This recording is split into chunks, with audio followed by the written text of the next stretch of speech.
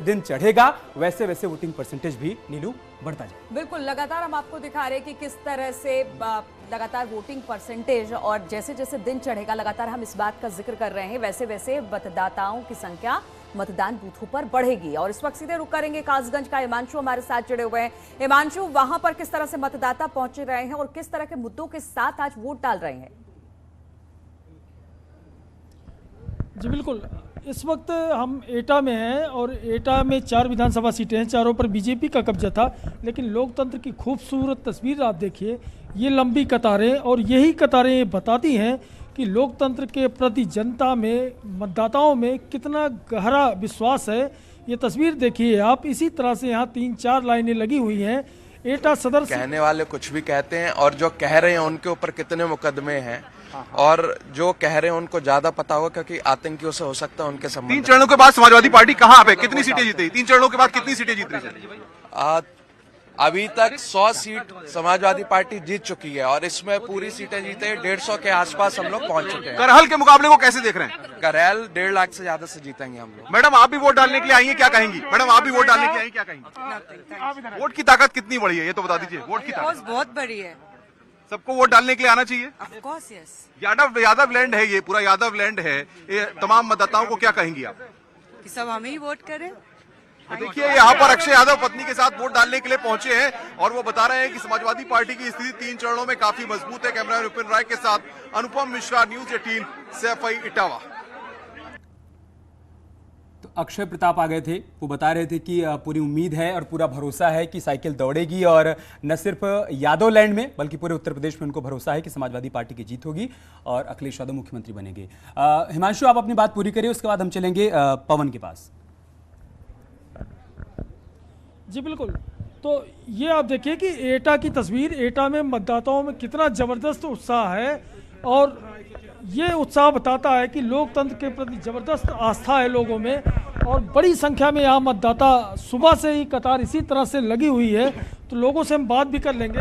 आप बताइएगा कि वोट डालने आए हैं? हाँ जी। क्या मुद्दे हैं आपके, क्या सोच के आए? आपके क्या मुद्दे हैं? हमारे मुद्दे हैं कि का स्तर भी ऊंचा उठा हुआ है, तो जो समस्या का समाधान हुआ बुंदेलखंड में, उसके कारण हमें लगता है कि 19 की 19 सीटें भारतीय जनता पार्टी के पक्ष में आएगी और 19 सीट थी और बिल्कुल हम पीक पर हैं। एक आखिरी में मात्र 5 सेकंड में आपसे आना चाहेंगे, लोगों के लिए अपील कि ज्यादा से ज्यादा अपने संख्या में बाहर आए, मतदान करें, इसके लिए आप क्या अपील करना चाहेंगे? मेरा ये निवेदन है कि चुनाव महत्वपूर्ण है। ये चुनाव आपके बेटियों की सुरक्षा के लिए है, ये चुनाव आपके सम्मान के लिए है, ये चुनाव की खुशहाली के लिए है और इसलिए त्योहार के, इस लोकतंत्र में त्योहार की तरह आपको लेना चाहिए और दिल खोलकर वोटिंग करना चाहिए और घर के बाहर निकलकर अपने परिवार, रिश्तेदार जो हैं सभी को लेकर वोटिंग करना चाहिए और आदरणीय मोदी योगी के पक्ष में वोटिंग करना चाहिए। बहुत बहुत शुक्रिया सर। जिस तरह से स्वतंत्र जी बता रहे थे, बिल्कुल, स्वतंत्र देव सिंह को हम सुन रहे थे और सभी पार्टियां, सभी बड़े नेता यही कह रहे हैं कि अपने पक्ष में वे मतदान की बात कह रहे हैं और साथ ही साथ लोगों से भी अपील कर रहे हैं कि वो निकले और अपने मताधिकार का प्रयोग करें। हमारे साथ एसएन सिंह साहब जुड़े हैं, भारतीय जनता पार्टी के प्रत्याशी हैं। एसएन सिंह साहब, 2017 में 59 सीटों पर 49 सीटों पर कमल खिला था।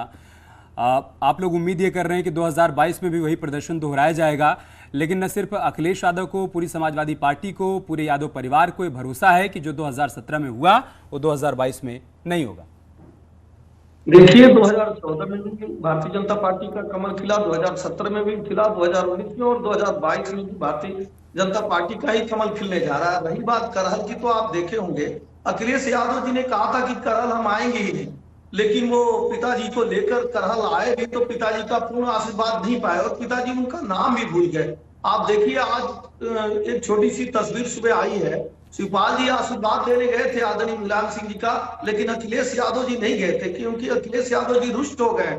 और प्रदेश की ये जनता जान रही है, करहल की भी जनता जान रही है कि भारतीय जनता पार्टी परिवारवाद की पार्टी नहीं है, पर्ची पे सरकार नहीं चलाती है, विकासवादी पार्टी है, राष्ट्र के लिए चिंता करती है, राष्ट्र हित की बात करती है। और भारतीय जनता पार्टी का जो नारा सबका साथ, सबका विकास, सबके विश्वास का है। लेकिन सिंह साहब, जिस परिवार के बिखराव के बाद आप लोगों को फायदा हुआ था 2017 में, अब वो परिवार जुड़ गया है।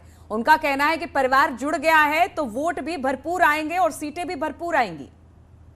देखिए, प्रदेश की जनता जो है उसके पहले एक परसेप्शन बना हुआ था कि भारतीय जनता पार्टी की सरकार आएगी तो पता नहीं क्या हो जाएगा, लेकिन आप देखे होंगे जिस तरह से 5 साल में कोई दंगा नहीं हुआ, जिस ईमानदारी पारदर्शी तरीके से भारतीय जनता पार्टी की उत्तर प्रदेश में सरकार आई।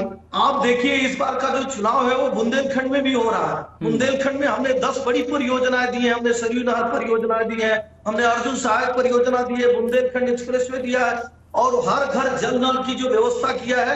इस नाते हम मान रहे हैं कि पिछली बार से अच्छी बढ़त भारतीय जनता पार्टी की बुंदेलखंड, अवध और ये पश्चिम उत्तर प्रदेश का जो तीसरा चरण हो रहा है उसमें होने जा रहा है। यही भरोसा समाजवादी पार्टी को भी है। आएंगे आपके पास और मनोज सर के पास भी चलेंगे, लेकिन उससे पहले पवन से अपडेट लेते हैं।